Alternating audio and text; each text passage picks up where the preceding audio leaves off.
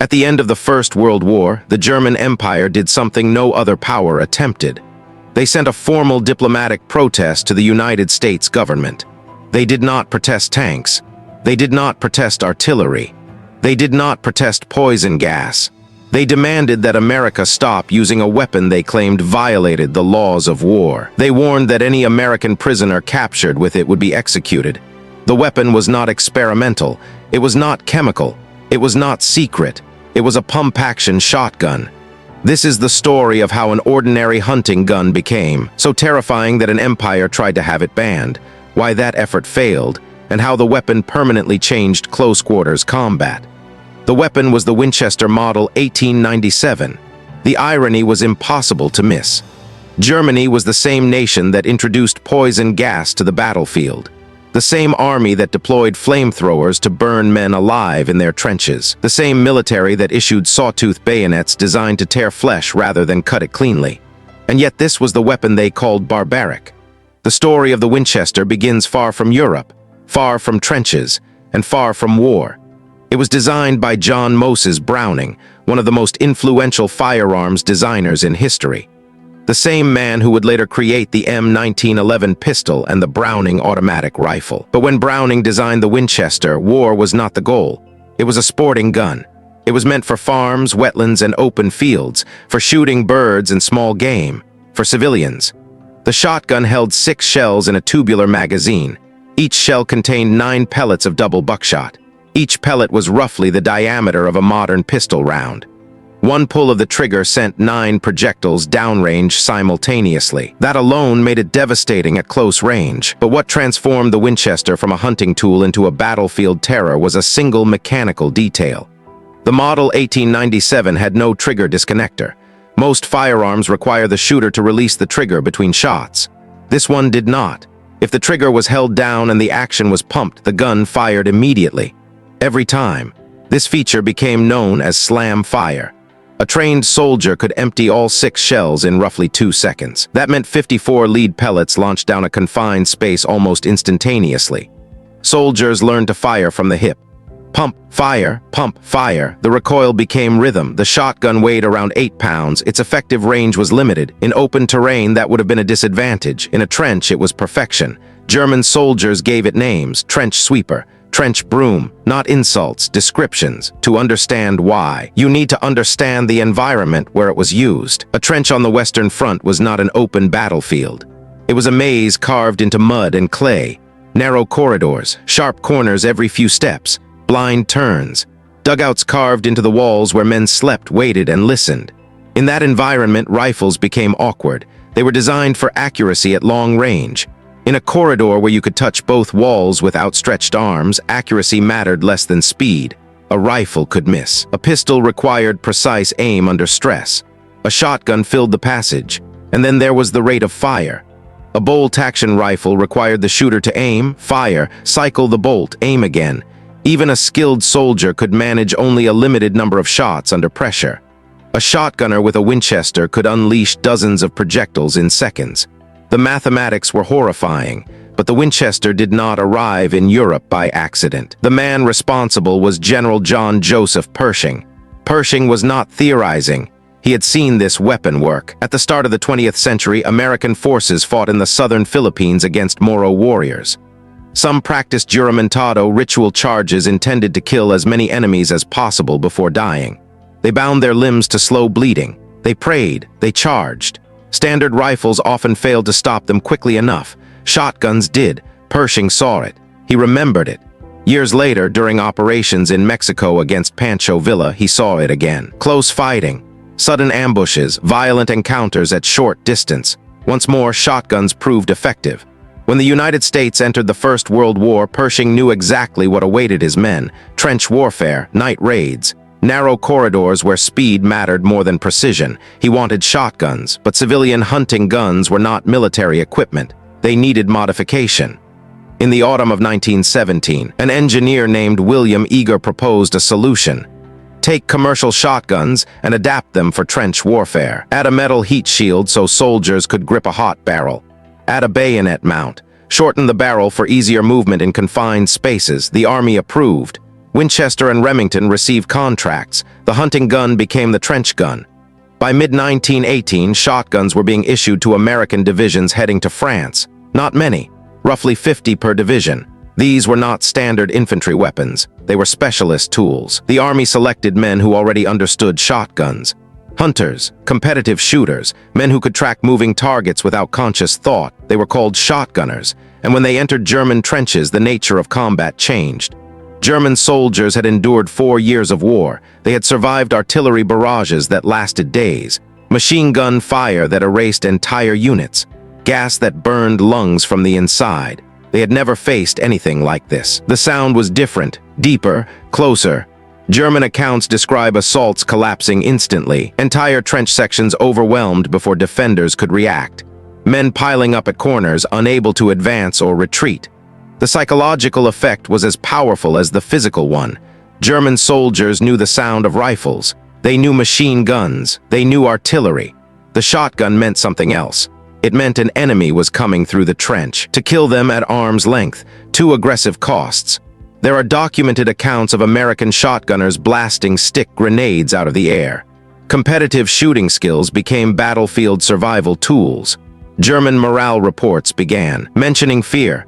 Units reported hesitation. Soldiers began surrendering when they realized shotgunners were advancing. This fear reached its peak during the fighting in Belleau Wood. Dense forest, short sight lines, brutal close combat. German positions that had resisted years of fighting suddenly collapsed. Soldiers who had held against British and French assaults were overwhelmed in moments. Reports filtered back to German command. Something had changed, and then came the incident that broke German patience. In September 1918, during the final offensives, an American sergeant named Fred Lloyd advanced alone into a village held by German forces. He carried a Winchester. Accounts describe the same motion repeated again and again.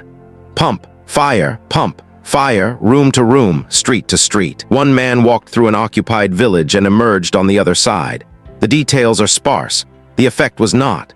The story spread rapidly. Among American units, among German units, fear followed. German command knew morale was cracking, so they acted. On September 19, 1918, Germany sent an official diplomatic protest through the Swiss embassy. The document cited the Hague Convention, specifically the prohibition against weapons causing unnecessary suffering. Germany argued that shotgun wounds met this definition. They made a threat. Any American prisoner found carrying a shotgun or even shotgun ammunition would be executed. No trial, no appeal. No other weapon in the war prompted such language. Not machine guns, not artillery, not poison gas. Only the shotgun. The German protest did not arrive as a public announcement. It moved quietly through neutral hands. Switzerland carried it. In the First World War, the Swiss embassy served as the courier for messages between nations trying to kill each other. When Germany wanted to speak to Washington without speaking directly, Switzerland delivered the words. On September 19, 1918, the document reached the United States State Department. It was formal, legal, cold. Germany cited international law. Specifically, Article 23 of the Hague Convention of 1907. That article prohibited weapons calculated to cause unnecessary suffering. Germany argued that shotgun wounds qualified. Multiple projectiles entering the body at once. Wounds that were difficult to treat. Damage beyond what they claimed was militarily necessary. Then came the threat. Any American soldier captured with a shotgun or even shotgun ammunition would forfeit his life. No trial, no appeal, execution. No other weapon in the entire war prompted such language. Not machine guns that could cut down hundreds in minutes. Not artillery that erased entire battalions. Not poison gas that left men drowning in their own lungs. Only the shotgun. Germany gave a deadline. October 1, 1918, 12 days. The calculation behind the protest was clear. Germany was losing the war. American troops were arriving faster than they could be killed. The end was coming. But Germany still held prisoners. If they could force America to withdraw the shotgun, they could claim one final moral victory. And there was a darker hope. German soldiers were surrendering when they saw shotgunners advancing. If carrying a shotgun meant execution, perhaps Americans would stop carrying them. Fear could work both ways. The protest landed on the desk of Secretary of State Robert Lansing. Lansing was a lawyer by training, precise, methodical, not easily intimidated. He did not respond emotionally. He assigned the case to Brigadier General Samuel T. Ansel, the acting Judge Advocate General of the Army. Ansel's task was simple: determine whether the shotgun violated international law. He studied the Hague Convention. He examined the Winchester's specifications. He reviewed Germany's arguments line by line, then he dismantled them. The Hague Convention prohibited unnecessary suffering. The key word was unnecessary. All weapons cause suffering. Rifle bullets tear flesh. Shrapnel creates multiple wound channels. Machine guns strike soldiers repeatedly in seconds. If multiple projectiles were the standard for illegality, then half the weapons on the Western Front would be banned. Shotgun wounds were not fundamentally different. They were lethal, so was everything else. But the American response did not stop there. Lansing authorized something more direct. If Germany wanted to talk about unnecessary suffering, America had examples. Chlorine gas. Germany had introduced it to the battlefield in April 1915. Men died choking as their lungs filled with fluid. Phosgene, deadlier than chlorine, nearly odorless. Soldiers did not realize they were exposed until the damage was irreversible. Flamethrowers. German units had used them to burn men alive in trenches since 1915. The screams could be heard for hundreds of meters. Sawtooth bayonets, issued as standard equipment, designed to create wounds that could not be stitched closed. The American message was unmistakable. You do not get to lecture us about cruelty. And then came the warning. If Germany executed a single American prisoner for carrying a shotgun, the United States would retaliate. The response did not spell out how. It did not need to. Germany had American prisoners. America had German prisoners. The arithmetic was clear. Germany blinked. The executions never happened. Not one American soldier was shot for carrying a shotgun. The protest collapsed into silence. 44 days later, on November 11, 1918, the war ended. The guns fell quiet across the Western Front. But the Winchester Model 1897 did not disappear. It followed American soldiers into the next war. If you're finding this kind of deep history worth your time, take a second to like the video, subscribe, and turn on notifications. It helps this channel keep telling stories that don't get told enough. The next battlefield was not Europe. It was the Pacific, jungles, islands, caves, tunnels, exactly the environment where the shotgun had proven itself before. Guadalcanal, Iwo Jima, Okinawa, Marines remembered what their fathers had carried. They wanted trench guns. Official supply channels were slow. Marines were not. Before amphibious landings, they raided naval armories. Shotguns were supposed to be issued through paperwork. Marines took them anyway. Officers often looked the other way. Everyone knew what waited ashore. In August 1942, on Guadalcanal, Major General Alexander Patch personally led an attack carrying a shotgun. A general, in combat, with a duck gun. The logic had not changed. When fighting became close. When sightlines vanished. When enemies appeared suddenly from darkness.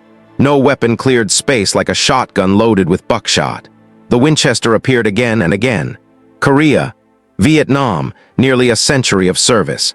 From the Philippine insurrection at the dawn of the 20th century to jungle patrols in Southeast Asia, American soldiers carried shotguns into combat. More than 1 million Model 1897s were manufactured between 1897 and 1957. By the end of the Second World War, the American military had purchased hundreds of thousands of shotguns of all types. The weapon Germany tried to ban became standard equipment. The irony never faded. In an age defined by industrial slaughter, the weapon that frightened Germany most was not the tank, the airplane, or the submarine. It was a pump-action shotgun designed by John Moses Browning for American hunters. A weapon built to shoot birds, and yet it terrified hardened soldiers. Why? Because it worked exactly where humans fight, at arm's length, in darkness, in confined spaces. There is a reason modern armies still issue shotguns. Rooms, tunnels, hallways, technology evolves. The principle does not. The Winchester Model 1897 is no longer in military service, but its legacy remains, and the German protest remains one of the strangest documents in military history. A formal complaint from a nation using gas and fire against a hunting gun. 1 second silence when historians look back on the First World War. They focus on machines, tanks, aircraft, artillery, but fear is not always shaped by machines. Sometimes it is shaped by a sound, the deep boom of a shotgun echoing down a trench, the knowledge that someone is coming closer, the realization that there is nowhere left to hide. John Browning could not have imagined this ending. that a gun designed for wetlands would end up in trenches, that it would prompt the only execution threat of the entire war, that it would still be carried into combat decades after his death. And yet that is exactly what happened. The trench sweeper, the trench broom, the weapon Germany tried to outlaw, just a shotgun, which part of his story stayed with you.